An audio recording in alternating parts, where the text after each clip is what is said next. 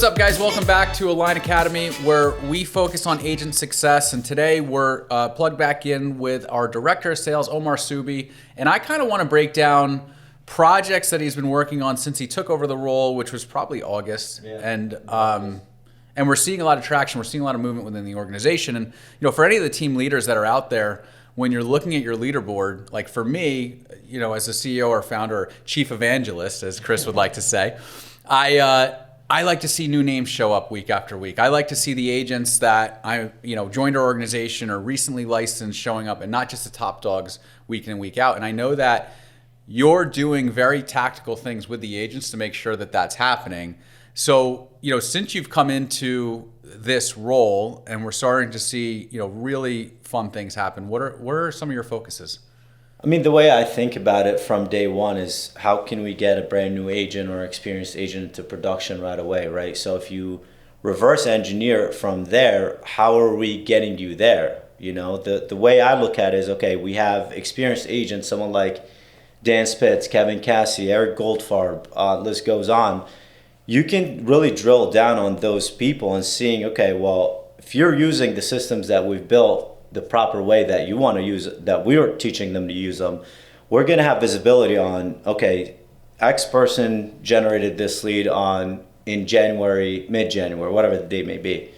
Then they set their first appointment in March. Then they signed the contract in April. They closed the deal in June, and so on and so forth. So if we can take a look at that data and look at the people that are doing it at a very high level, then we can start looking at, okay, how do we get that person, that new agent that's joining us, to that same production as quick as possible.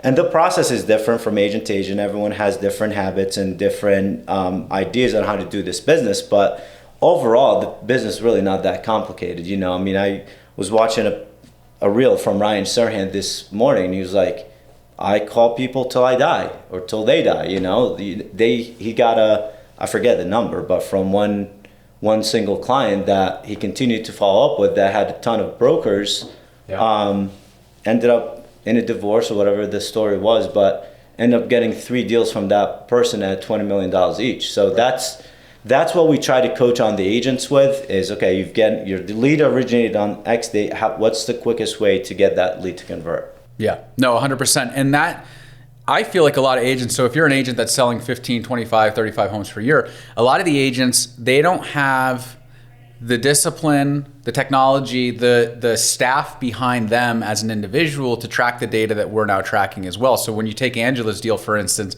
we were able to see lead came in November 5th, lead under contract November 17th, projected closing date December 19th. So that's within a 60-day window of that lead showing up in our system, her converting it, getting it closed and turning into a paycheck.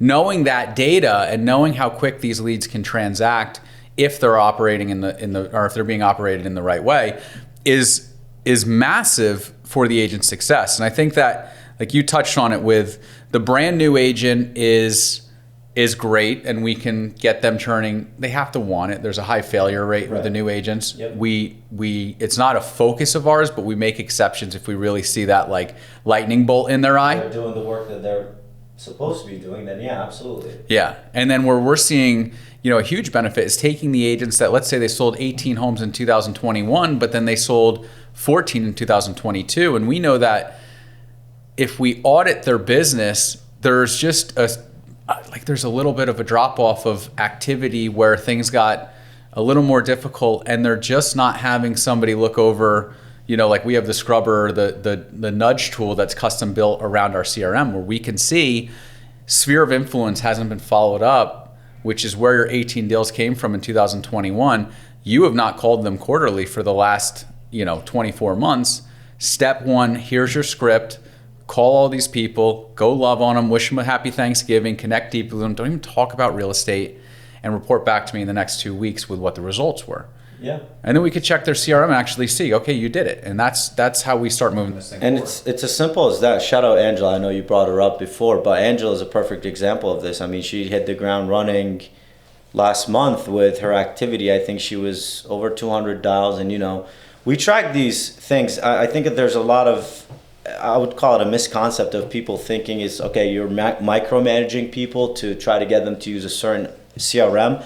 I don't see that whatsoever. I mean, from the background that I come from the corporate world, that's really not the reason why you use a CRM. You use a CRM to try to track your lead generated on X date, and you close the lead on that date, and what happened with everything in between. Right. That's the thing we're diving into today at our training call with the team, is going over the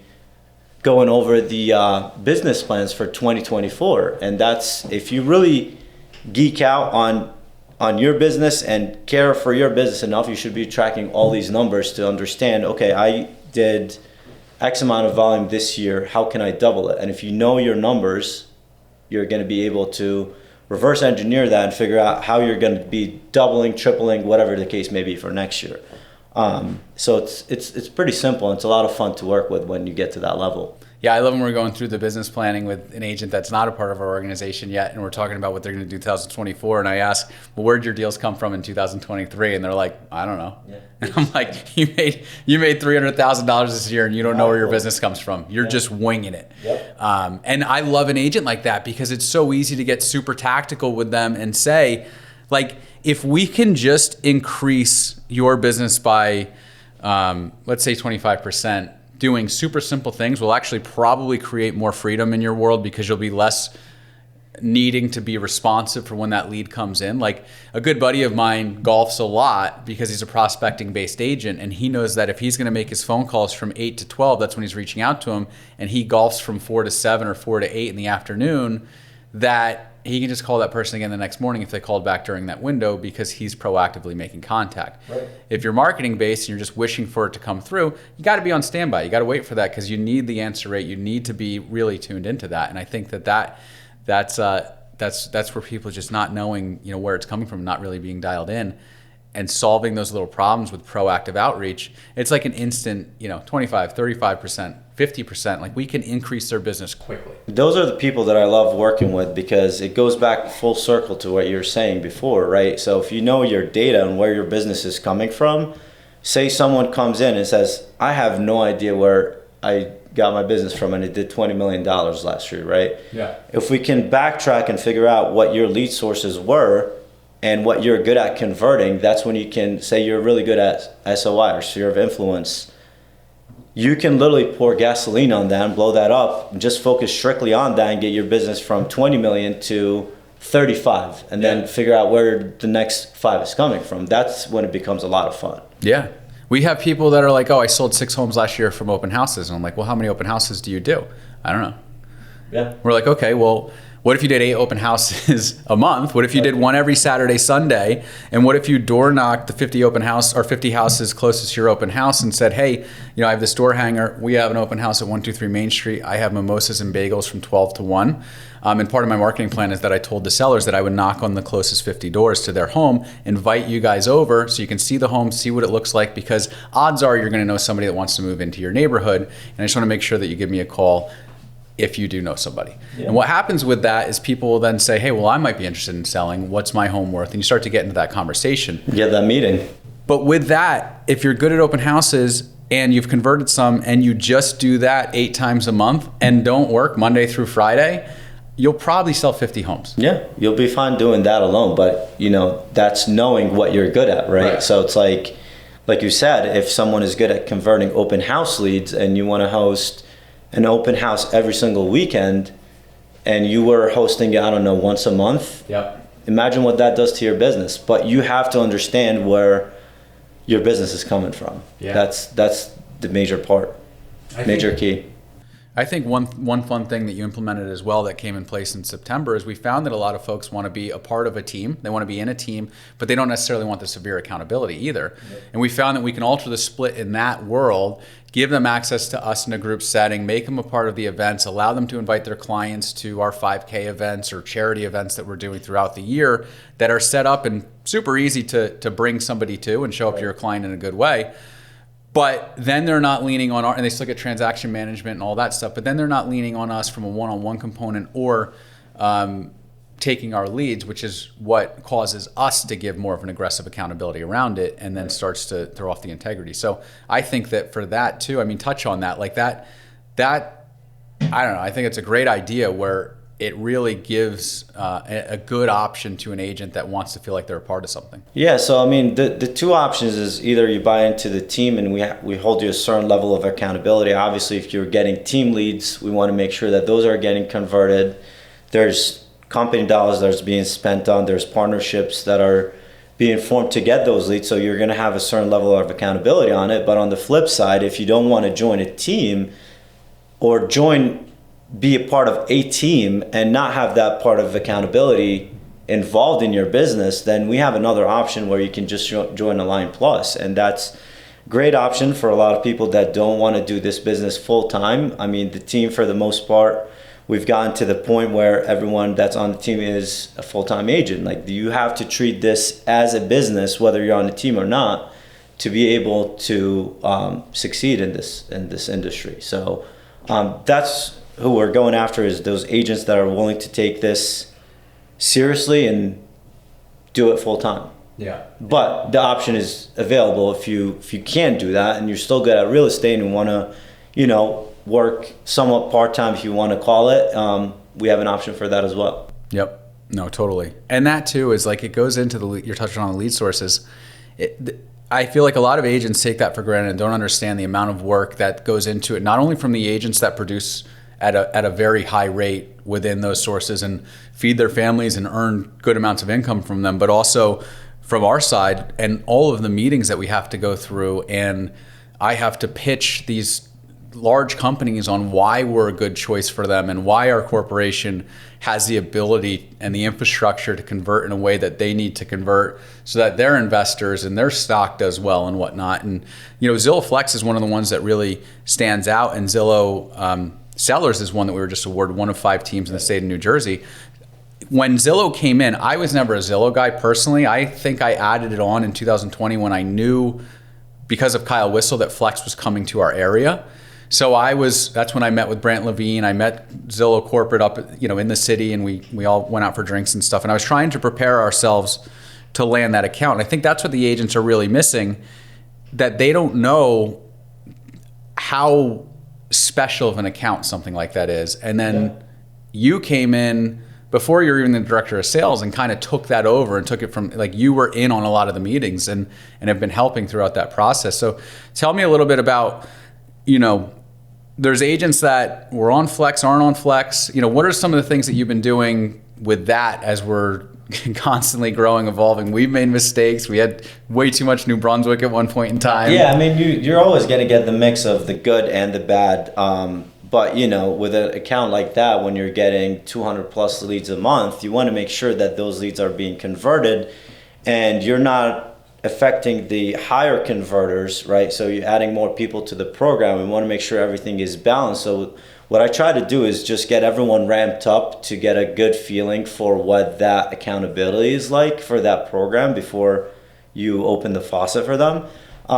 With that, a lot of people are good at it, but some people just don't like working web leads. Some people are better with sphere of influence. That's totally fine. Some people love prospecting. Totally fine. But there are agents that do rely on, those lead sources for their business, and that's where their business comes from. So the way I look at it is, you've got company dollar tied to it, you've got agent dollar tied to it, you've got a lot of things tied to it that you don't want to bog it down to a point where you're not able to convert these leads and slow the lead flow for anyone. And we've done a pretty good job, I'd say, so far with Zillow Flex, and now we got the Zillow Seller program. We're still trying to figure out how that world operates, but so far it's been awesome. I think we've gotten 4 or 5 listings. So far I haven't run data this morning, but I think we have gotten 4 or 5 listings the first 2 months alone. So yeah, it's a huge opportunity. I mean, James Oliver on our team says it all the time, and that's where I got this from him. You're paying a convenience fee for not wanting to prospect or talk to your sphere of influence. That's what a Zillow Flex lead is. Yeah, and same with HomeLight and all. Yeah, any of those. Any paid lead source, really. That's what it comes down to. Yeah, and I think too, like with the Zillow Seller program, I was skeptical at first, and feedback wise and seeing how quick we're converting it, to me it almost feels like it's better than Flex, like because these people are very ready, willing, and able, and it's a very scalable program for Zillow, for us as well if we perform well. And we're already performing better than not as well as we want to be, but we're doing well in Zillow's eyes and better than our competition, which is huge.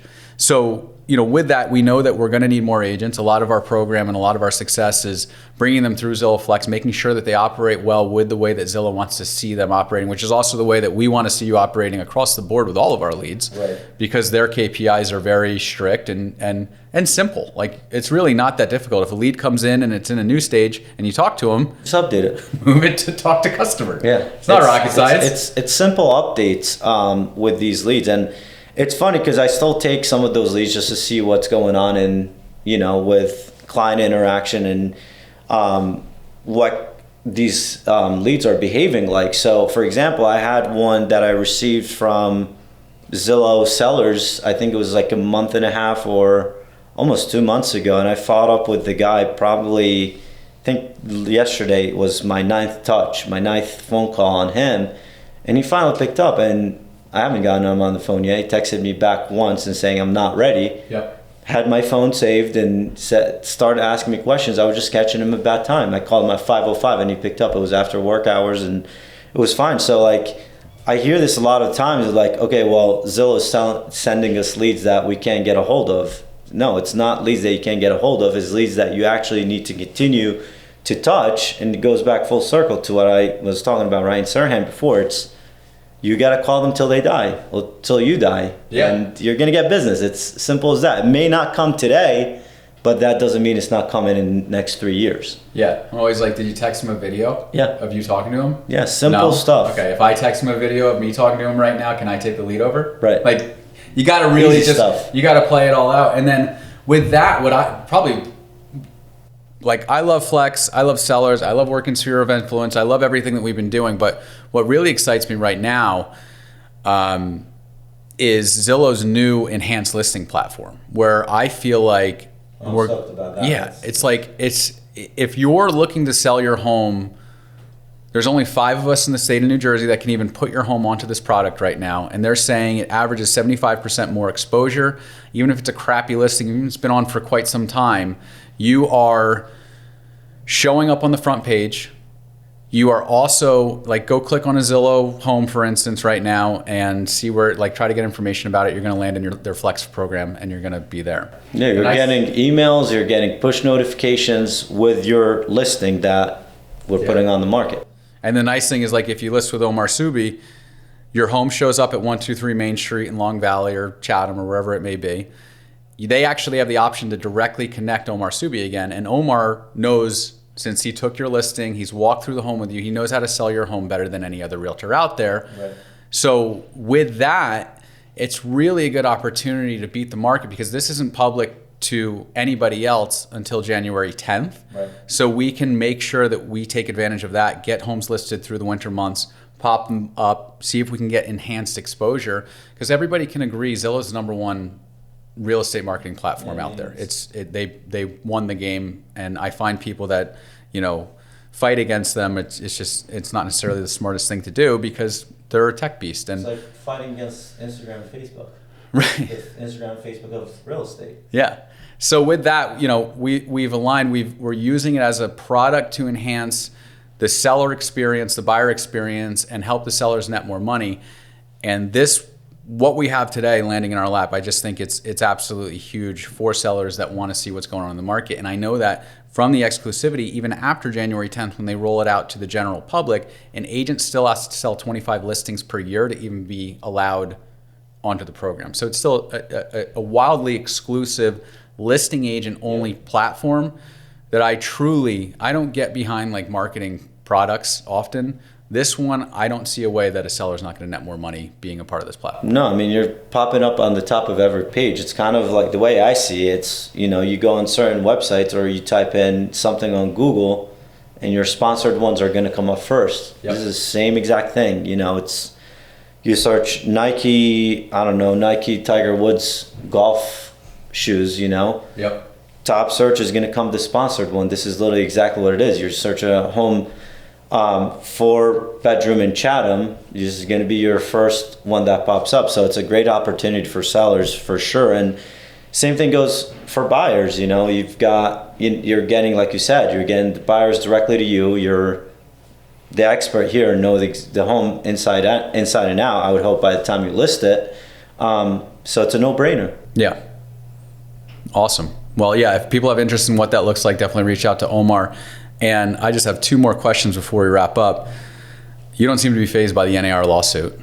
I think it'll take care of itself, honestly. It's just noise in the background, and tell people all the time, the great agents will always find a way to do business. Yeah. And if you bring enough value to sellers, no one is giving you any objections on it. I haven't had any so far, so. Yep. Yeah, and honestly too, I mean, I tell the agents on our team, hey, if you have to list a home and pay out 0% commission because that's what the seller wants, go for it. I mean, you could tell them how that might hurt them and teach them about that. That's the thing too. It comes down to really explaining what value you bring to them, right, and what that means to them if they opt to go that route. You know, there's obviously a downside to it. I won't mention any names, but I know plenty of agents that won't even show property that is offering less than 2% commission, you know? Yeah. So I see that all the time, and that's why I say I'm not really worried about it. It's something that'll take care of itself. Yeah, I love how too the intention of that lawsuit was to avoid things like that happening, and now it's actually creating more. It's actually creating more of an issue. So we'll see what happens there. And then the next thing, both happened in the same week, is Zillow acquired Follow Up Boss. And what is your take on that? That's another one where people started freaking out. I love it. I mean, I think Follow Up Boss that's our heartbeat for the team. That's where everything feeds off of, you know, that's the whole systems and everything that we've built is around Follow Up Boss. And I think with Zillow acquiring it, it's only going to make it better. I mean, I'm assuming, and this is just strictly my vision on what they're going to do, is probably going to add more reporting and more metrics and more things that are going to help you convert your leads at a higher rate. It's a no-brainer. Yeah. Zillow internally uses Salesforce too for their reporting for their CRMs. When we just signed up for the new selling program that was done through Salesforce, my card information was entered through that. So I'd imagine that they're going to take a Salesforce approach, build out a little more automation around things. I think that it's going to be a really good thing for the agent experience and the consumer experience. And then I always jokingly say, well, Zillow also owns Dotloop, and realtors use that. They own Showing Time, and realtors didn't stop using that. One of the cool things I see happening with Zillow for the consumer on the buy side is you'll be able to schedule a direct appointment. So like it'll be synced with Showing Time, and you can just on the Zillow 123 Main Street say, I want to see this tomorrow, Thursday at 12:30. The appointment will get confirmed by the seller, and then it'll be coming through our Zillow Flex team to see who's available to show it Thursday at 12:30. Yeah. Again, I'm a millennial. Are you Jen? Are you still a millennial? You're a millennial too. But as we're evolving, and everybody wants instant, I'm on that cusp of like, I can still go old school, make a phone call and dial my rotary phone. I actually saw those in my grandparents' homes. But I also like the instant aspect of things. I don't necessarily want to talk to somebody just to schedule an appointment to go see a home. So, yeah, people don't want to wait nowadays. I mean, people are impatient. I get it. There's a lot of times where I'll be busy doing something and I get a phone call or text message. It really doesn't take much to just respond to it right away and put it on the shelf for 15, 20 minutes, an hour, whatever it is, and get back to them, but at least acknowledge it. Yep. And I think that's what that creates, is just someone acknowledging, okay, well, we have an appointment confirmed during that time, and we have the bandwidth to cover that appointment during that time. So that's where it becomes fun to play with. Yeah, and you see a lot of sellers, agents, a lot of old school ones still aren't using the Showing Time product. They're not they're not staying up with technology, or they're being cheap because it costs money to listing agents to sign up for that platform as well. But at the end of the day, it's the user experience, it's the client's experience. It gives you more of that white glove service that we're always seeking. And when we get to 65% of market share actually operating with Showing Time, that's when Zillow will bring that product in for us. Right. It's at the end of the day, it's all about the consumer, right? So if you want to deliver that white glove services, you always have to think about, how am I going to make their life easier? How am I going to make it better? And that's everything that we're working on right now. Cool. So yeah, sellers reach out to Omar, buyers reach out to Omar, but more importantly, if you're a talented agent and you're looking to really take your business to the next level, or if you're a large team and you're saying, hey, this is getting hard, I don't want to run this on my own, reach out to us. You can plug into our model, and we've got a lot of layers. Yeah, and even if it's just a conversation to try to figure out where the gaps are, just happy to discuss that and see if there's a fit for us to help. Awesome, dude. Appreciate it, man. Thank you. Thank you.